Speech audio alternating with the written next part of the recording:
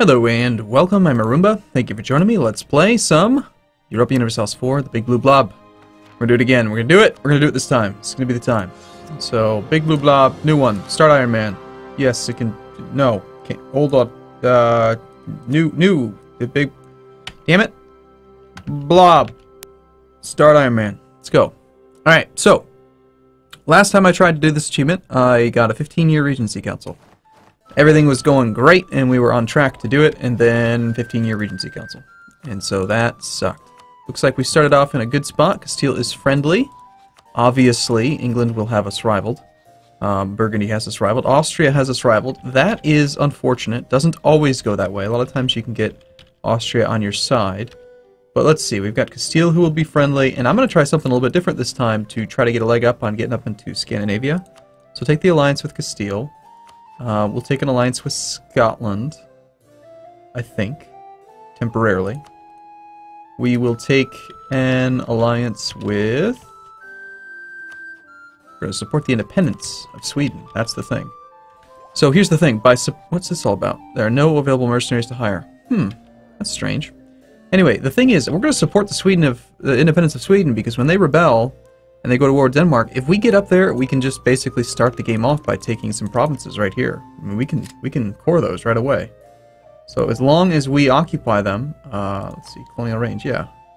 Effective distance 295.9. Oh, maybe we can't core them quite yet. Well, you know what it is we have to get back this. It's going from Poitou. So if we take, like, Caw, whatever. I don't care, we're going to take it anyway. We're going to take the land because we need to get up there. England must be driven from France. Can we get 1, 2, 3, 4, 5 provinces?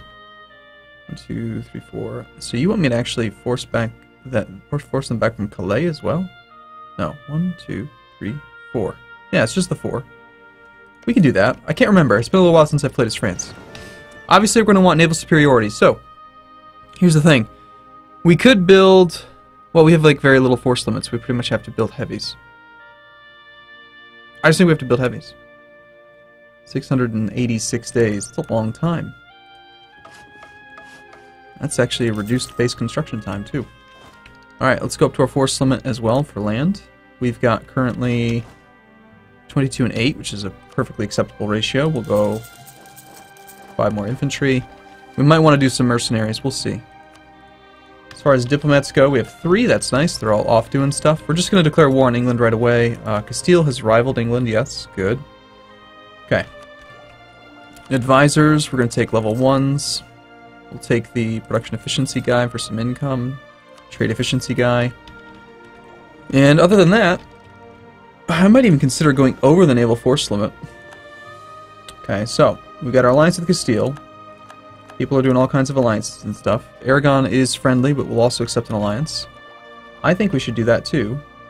That puts us at 3 out of 4 relationships right now. So if we get 4th, we're going to want to rival England. We're going to want to rival probably... We probably want to rival people that are going to help keep us friendly. Like, I wonder if allying Aragon's going to make it difficult for Castile to play nice with us. Eventually they're going to want to attack Aragon. But us being allied to them might dissuade them and focus them on Granada and keep them free for our wars with England. That's the main thing. Let's go for the alliance with Aragon. I don't think Aragon's going to join a war against England. Oh, they will. They've rivaled England. Excellent. So we do that. We wait 1 day. Got our alliance. Call them both into war against England. Eventually, we're probably going to see... Scotland will probably want to join once England gets weak, is the plan. Okay, yeah, this is good. I think we just declare the war now. Let's set up our other rivals, though. Probably Burgundy would be okay. Not that we really want to take their land, but... Let's focus on using rivals that are going to help keep relations where we want them, because that's actually what's more important in this, I think. Because we're not going to take land from Burgundy, so there's really no point in rivaling Burgundy unless it's going to keep our relationships where we want them. So, like, if we want to be friends with Sweden, we should probably try to ally people who are enemies with Denmark. which would be Scotland and Lithuania. Lithuania is currently independent. If only we could rival Denmark. Let's not worry about it for now. Let's just declare the war on England. And we'll make it over the non-fort adjacent province of Gascony. Is there anyone else we can get to a war with England? No. No one else is going to do it. Now, at the very last thing, we could try to consider, like, doing the thing where we try to get Leinster vassalized. You know, we just bring them up, offer vassalization. And if they are the right personality type, and they go for like a claim out here, we could use that, get a little bit of land up that way. Eating England would be very nice, just because it's overseas, and it's distant from all this, and we'd probably be able to avoid a coalition. But, alright, for now, I'm happy with the relationships that we have. We'll declare again over Gascony. We will take our 3 siege guy down to the board. We'll take a single infantry down to Gascony. We'll take these guys up to there. We'll put you in charge of that one. You can go to Co. No English troops on the coast. And hopefully, we'll see. The Navy looks like it's a close match. There's 28 ships, 37 on our side, 12 galleys. You know, if Scotland ever decides that they are not scared, that would be great. Our diplomatic reputation, it's really just their attitude towards enemies. Because Scotland is threatened, they just don't want to do it. So that's the thing. We got to make them not be threatened. Sorry, Portugal, but you're no longer going to be historical friends with Castile. Haha, France wins. Hunger's entered into a military alliance with Aragon. That doesn't really affect us too much. We've got diplomats free. Let's improve relations with Scotland soon. We're about to get a bunch of royal marriage offers, and I've got to decide if these need to be permanent or temporary relationships. Probably the easiest navy for us to fight is going to be this one. If we take all 3 of our navies and we gang up on Portugal, and then we take all 3 of our navies and we gang up on England, that would probably work out quite well. He is heading to here. He'll be there on the 14th. We'll be there on the 13th. Our navy's smaller. Let's not do that yet. Let's wait for our allies' navies to come around. Playing on speed 2 is kind of slow, isn't it? Let's make sure that both of these guys stay friendly with us because, well, they are rivals of each other. Kind of strange, honestly, that we could get an alliance with both of them at the same time.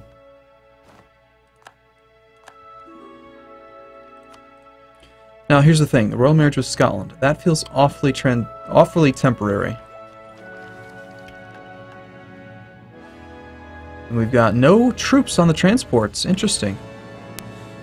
I don't know. I don't think we want to have a permanent relationship with Scotland. We're going to decline the royal marriage. We can always offer it later. You guys should smash him. Our navy is kind of stuck right now. Not sure where the Portuguese navy went. It's probably still out there.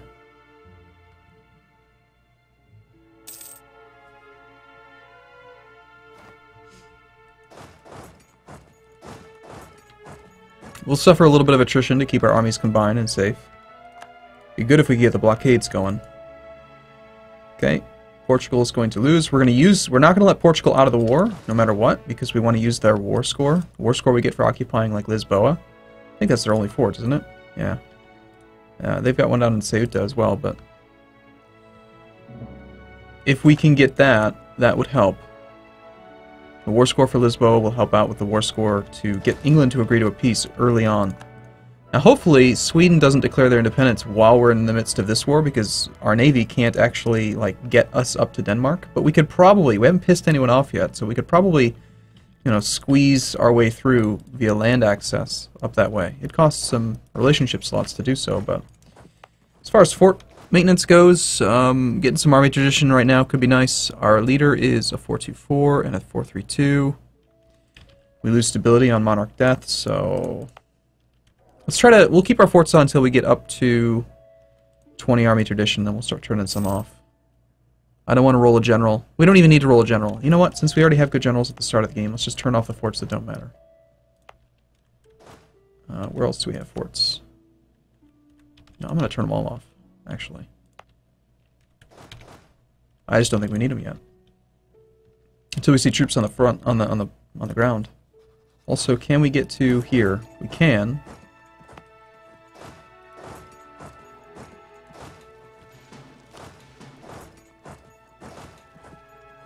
So we'll consider going after Calais. That'll help out tremendously as well. They could stage out of there. And if they've got military access through Burgundy, that might be where they're landing troops. We need to pay close attention to this. He still has no troops on those transports. I still don't see any armies, so now I'm starting to wonder.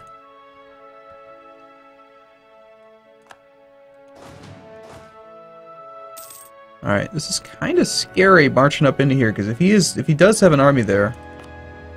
Oh, crap. Okay, so apparently we do need to worry about these. That's right. I actually totally forgot about Savoy. Wait a minute. You didn't have an alliance with Savoy at the start. Picked up an alliance and called them in after the fact. Well, this siege doesn't need to be that fast, so let's leave behind 7 regiments. Focus on killing the Savoyard army.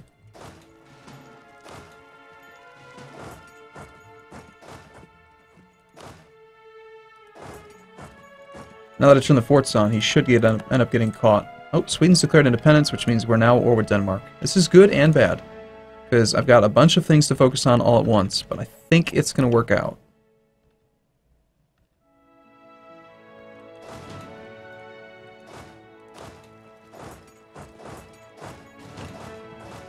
I want to leave behind basically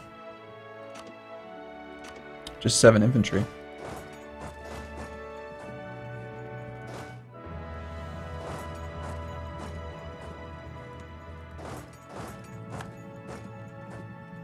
He's going to go to Barry.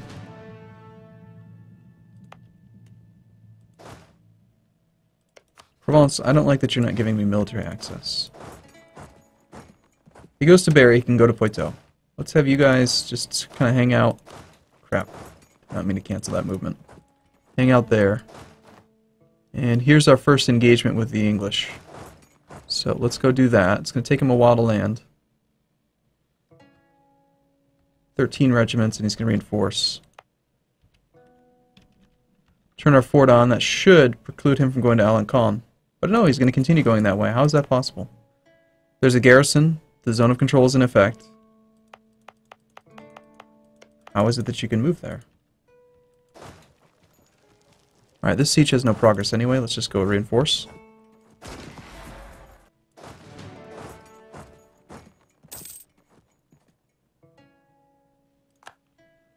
Okay, we're gone on the 8th. He's there on the 9th.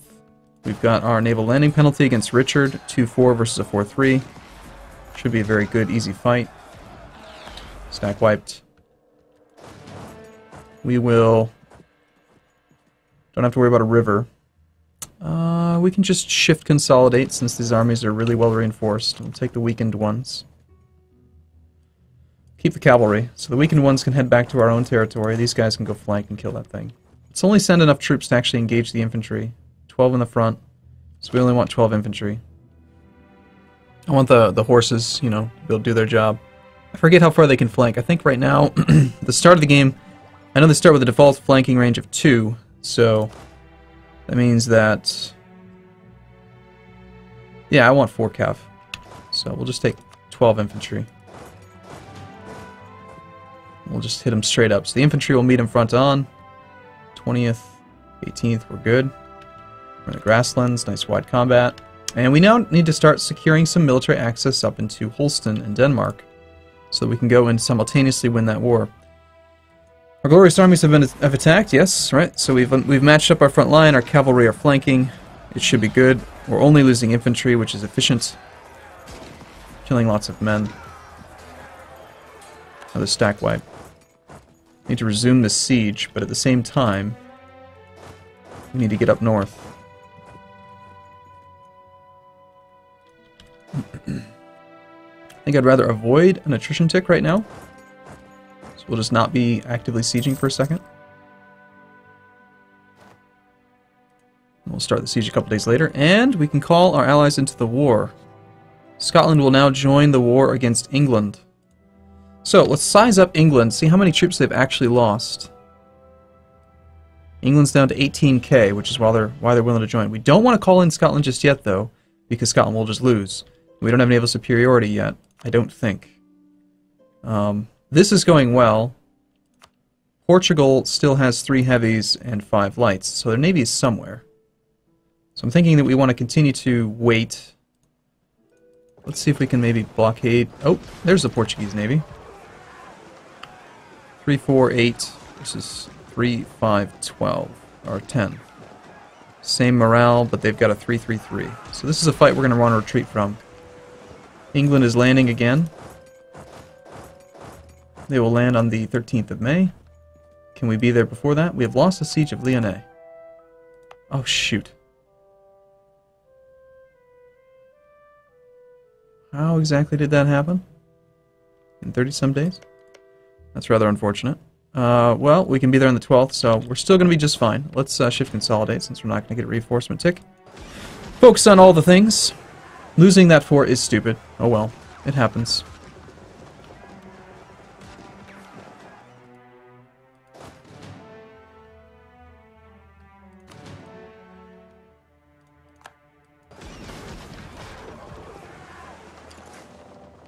That is not at all where I told you to retreat to, but okay. We actually still managed to kill 1 light ship. Richard's trying to do his duty as an Englishman again. We have our morale of armies guy though, so that's helping. It's really unfortunate that that happened. I'd like to get an army over there so that we could potentially take it back with an easy assault. Since it's only at 100 men right now, it's going to reinforce to like 300 men next month. Alright, now he's going to retreat up to there. We're just going to chase him. It's definitely more important than that 3-stack right now, so we can get there before the end of the month.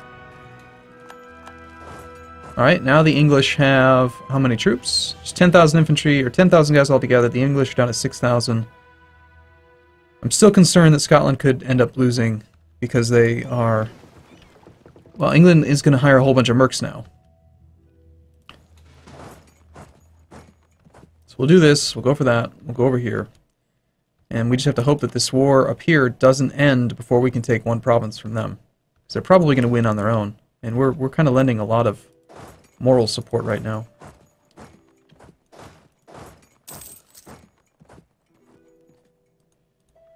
Alright, cool. Well, a little bit of a chaotic first episode. There's still a lot of ships out there. These guys do not seem to want to bring their navy around. Where is their navy, anyway? Aragon's got a 24 navy down here. We gotta wait till they take it upon themselves to attack England proper. When they do that, they'll bring their navy around. It'll be good. Alright, cool. Well, I'm gonna take a short break here. I look forward to seeing you again in the next video. As always, thank you for watching, and I will see you in the next video. See you soon.